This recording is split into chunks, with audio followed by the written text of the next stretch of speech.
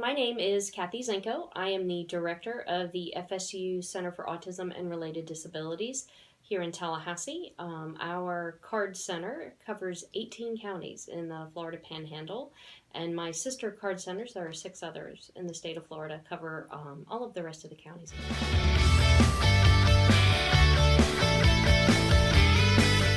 And I'm actually glad you asked that question because a couple of weeks ago, one of the programs here at the FSU Autism Institute just launched a brand new website called babynavigator.com.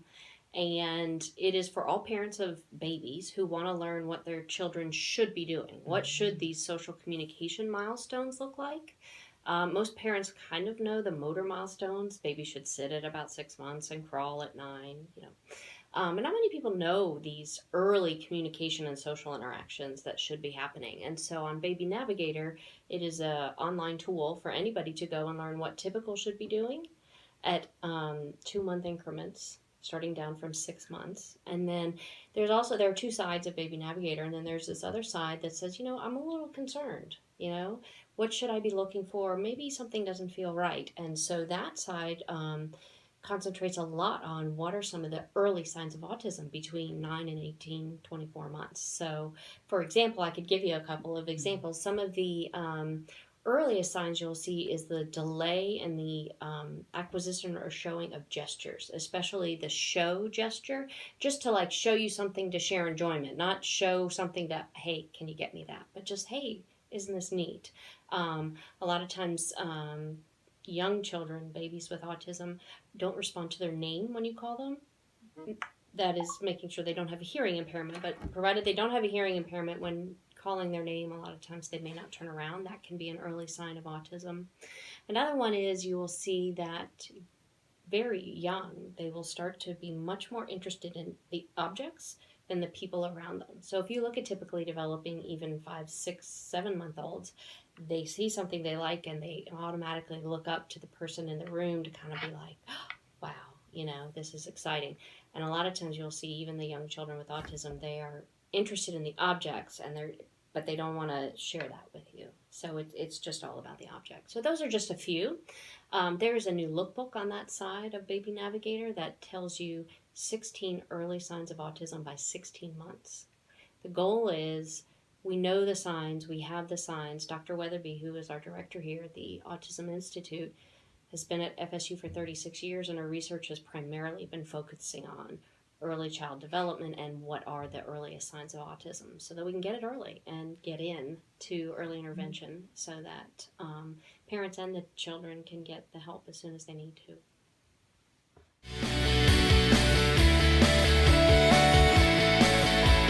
The other thing I'd like to add is, oftentimes we see that sometimes both, but maybe it's one parent already had a feeling like they knew something wasn't just quite right. And so when they get the diagnosis, it's almost like, and I don't want to say the word relief, but it's validation that their gut was right. And now that we know, all right, let's go. Let's get started. And so, again, like I said, there's no standard answer, but you will see families sometimes go, oh, finally, I knew that there was something not right. Now I've got a name and a course of action, and I'm ready to get started.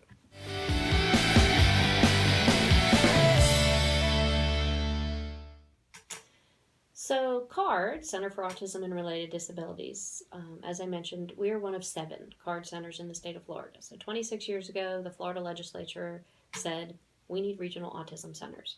Now, we didn't have 7 back 26 years ago, but Florida has really been very forward-thinking about putting together this systematic support system for their citizens on the autism spectrum. So the FSU CARD, as I said, covers 18 counties in the Panhandle.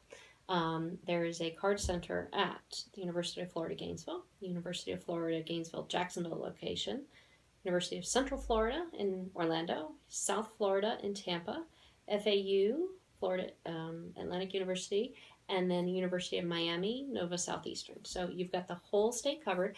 All of us do the same thing. We do it a little bit differently, but our statute mandates us to do 4 things. First and foremost, all of our services are free. Because we are funded by the Florida legislature, we are considered a discretionary project of Florida Department of Education. But our services don't stop at age 22. So all card centers serve all ages, as young as you can get a diagnosis until you're no longer with us. Okay, so we don't stop services. Now, we don't provide diagnosis. We're not allowed to do diagnoses. And we aren't allowed to do direct service. I can't duplicate a service that's already out there. So I said I'm a speech pathologist. I couldn't do, classic speech therapy with one of my clients and then go because it's free. And then that's not fair to the people who are out there who have to earn a living to do that. And quite frankly, we don't have the staff for that model. So in my center alone, covering those 18 counties, we're almost at 5,000 people on our database. In my Tallahassee office that covers about 8 to 9 counties in this region, I have 3 full-time staff and a part-time staff. So, we're not set up to do this direct service, but we are set up we provide training that's free. Anybody, to schools, families, communities, faith-based communities. We have to have at least 5 people who agree to come if they want us to travel to them to do the training. But we'll come to you. We have a way to request that on our website. We're really also trying to utilize a lot of our technology. We use a video conferencing platform called Zoom.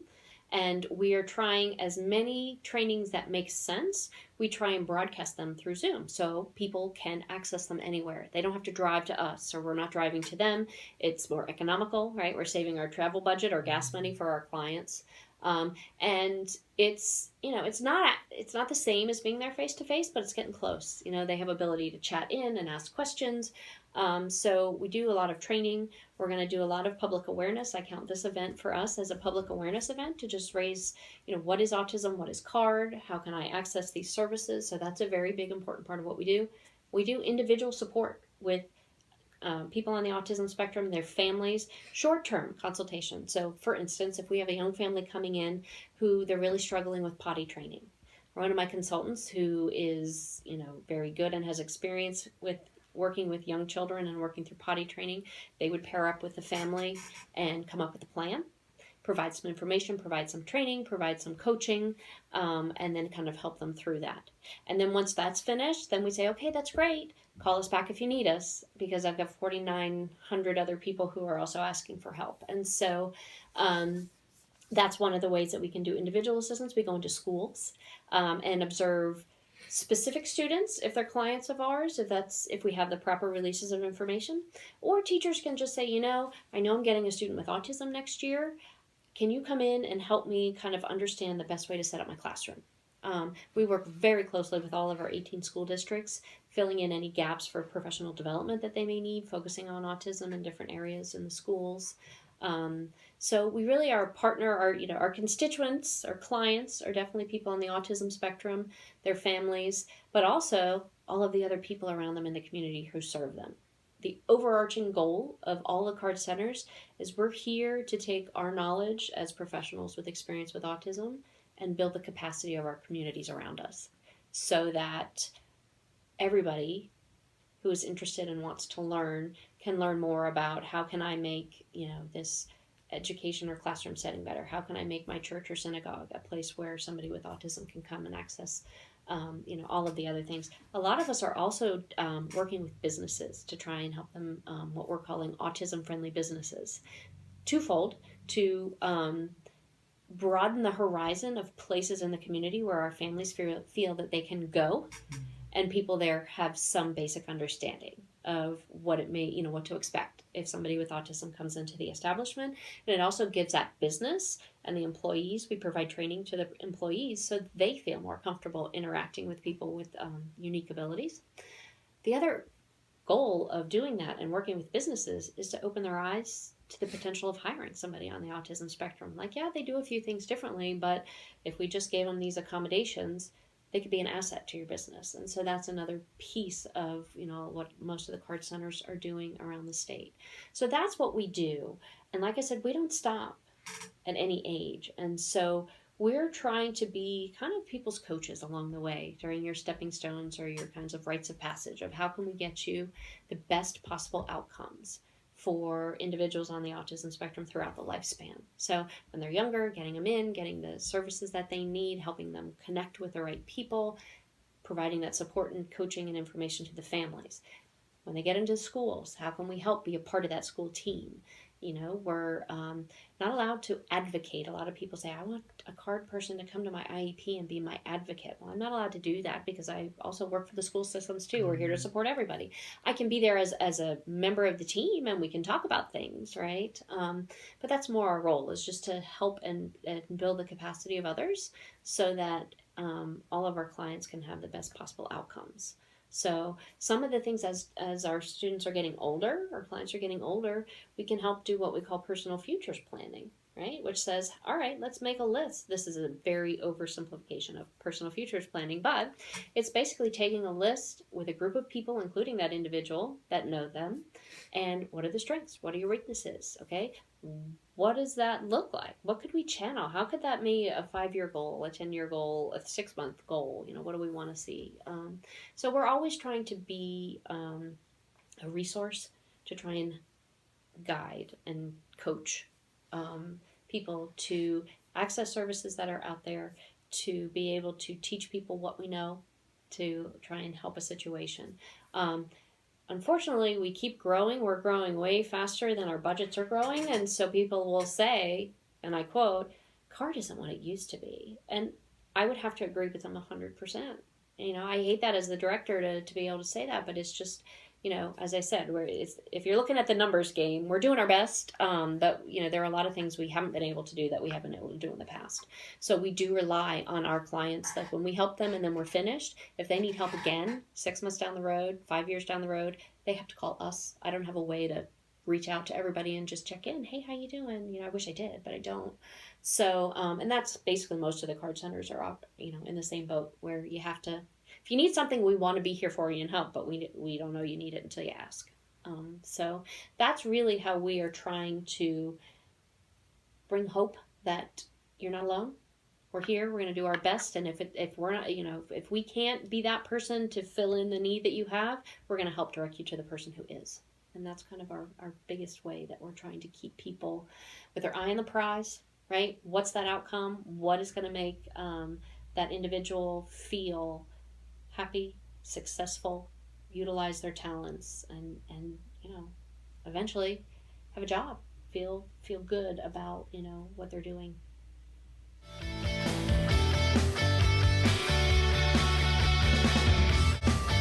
Really good question. So I would say a lot of the obstacles come in finding providers. We have come so far in the ability to recognize some early signs, and we have really some good research out there that'll tell us what should we be doing. We want to make sure that the children are actively engaged in some type of meaningful learning environment for 25 hours a week. So that's a study that's come out. And so how do we do that? Well, my insurance will only cover an hour or two of, speech therapy or occupational therapy or ABA, which is applied behavior analysis. So I think one of the major obstacles is, one, finding providers, just, enough of them, one, and then ones who have experience and knowledge in working with children and adults with autism. So that's one, so finding them, and then being able to afford how to, how do I get my child or my adult with autism all the supports they need on a limited income, right? We have had some bills passed here that has asked or mandated that insurance companies cover services for children and adults with autism. Not all insurance companies have to do that. And even, let's say you're one of the lucky ones and your insurance does cover it. You still have co-pays, right? Okay, well, let's say, 75 to 100 co-pays before you run out of what you're allowed, times at least, 10, 20, 30, 40, I don't know what the copay is. So I think financially is a big burden. We also see just the stress that can come with a child with any special needs, but we're talking about autism, of, the financial stress of you as a parent wanting to make sure you give your child everything that everybody says you're supposed to, but, well, I've yet to find the money tree. So, you're feeling the guilt of trying to do that. And even if you are fortunate to be able to do that and get them to all the therapies that they need and school, and, grocery shop and cook dinner and care for the rest of your family. I mean, there's just this constant stress. So I think some of those are some of the biggest barriers of a diagnosis. Um, the other thing I would say is, I keep throwing in children and adults. As we are seeing the children grow up and get out of school, there's not a lot of resources for adults. And so that's another problem we're really tackling. We want to see what we can do to help as many people with autism get the supports that they need, hopefully, get the education, meaningful education that they need so that they have something to do when they get out. Rather than just the statistics of adults on the autism spectrum who are either unemployed or underemployed based on their intellect and what they're capable of is staggering. So that's something that's, we're having this huge influx of the number of people, and now they're growing up. And then, the service system is not great. If you talk with parents who have older children, they'll talk about the service cliff, right? At 22, it just kind of, there are some services, but compared to what they had, when they were younger, is huge.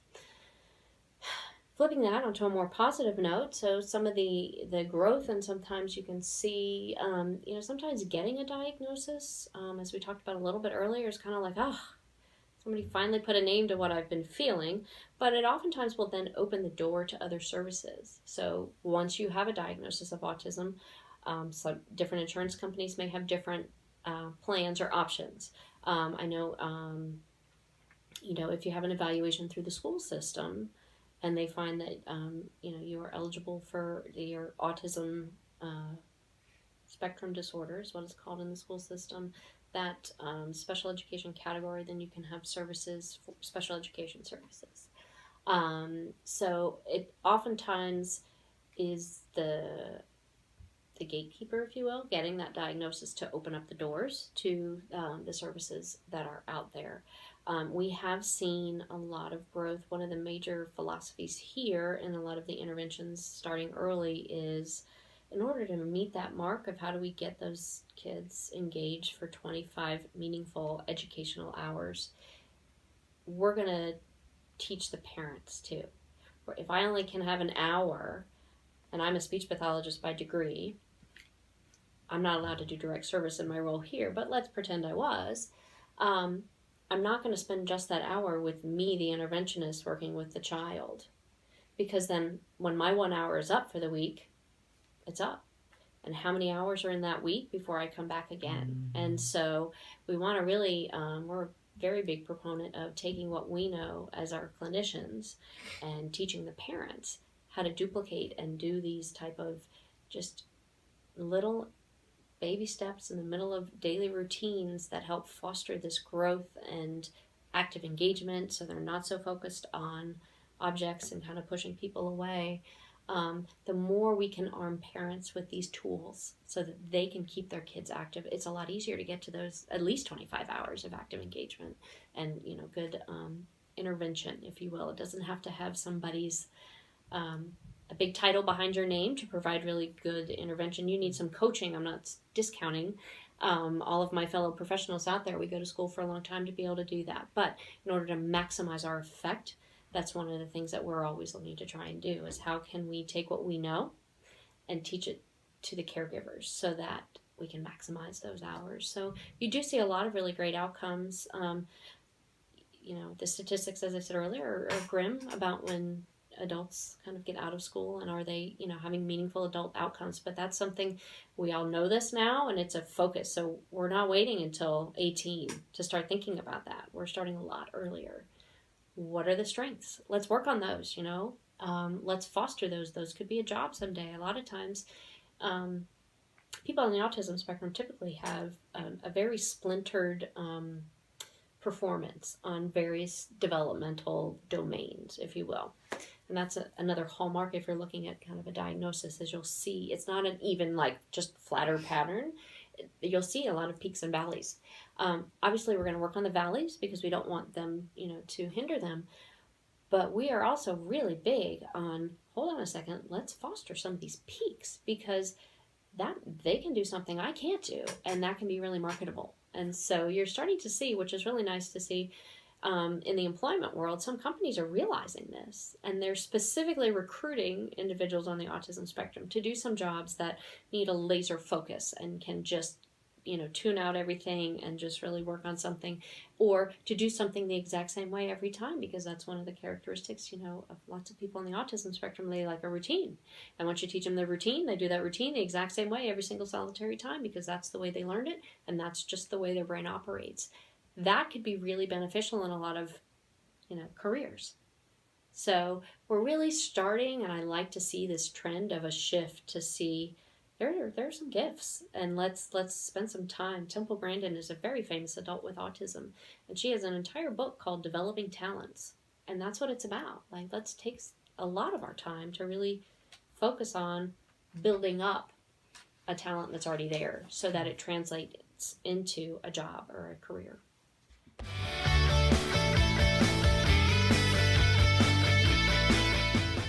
All right, general advice I would give to parents or families facing a new diagnosis.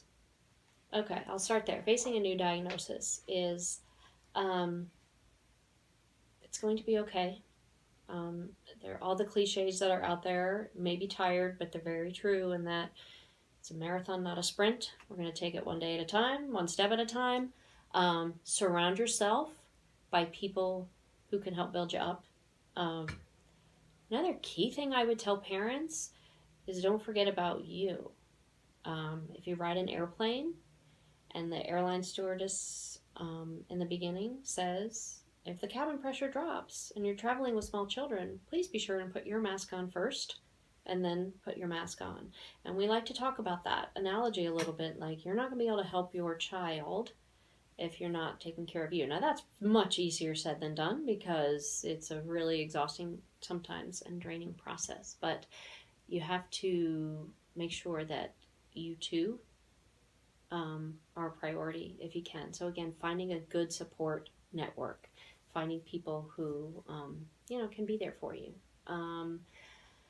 Learn as much information as you can. Get organized. We can help you do that too. Trying to keep it. It can be overwhelming. So how can we break this down into smaller steps and keep records and binders. We have such fabulous technology these days, so it's making that a little bit easier. Ask for help when you need it. People can't help if they don't know you need help. I know that's easier said than done as well. I'm trying to think. It's okay to feel whatever you're feeling. I think a lot of people, there's so much guilt. You didn't cause it, I promise. We don't know what the cause of autism is, but it is very oftentimes parents somehow think it's my fault. So I'm not going to tell you not to feel that way, because you can never tell somebody not to feel that way, right? But that's not going to be productive in any way. So try, if you can, to know that it's not a blame game, but it's time to get started, right? And there are supports out there, and we're going to help you find them, and then see what we can do to always be looking at the long-term goal, which is success and independence. And what are we going to do? Again, that's the marathon, but we got to take all those little steps. And also, the other huge advice: celebrate the smallest of successes. It's important to do that,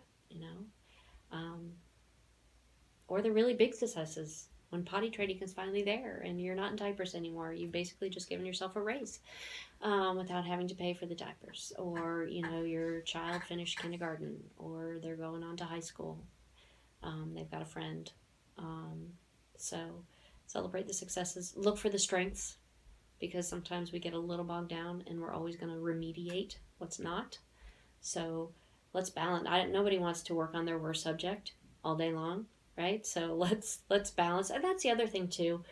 I think parents, once they get in that motion, like, all right, here we go. We're going to do everything we need to do, which is great. Sometimes we lose sight. This is a human first, and most likely a child first, if we're talking about younger kids. So let's remember that, if they're 3, they're not going to be able to focus for 3 hours, right? Little bits, have fun. And everyday moments can be the biggest impact. Things that you're already doing, and how can we just make those everyday moments, little teachable moments, little bits at a time, can then add up big.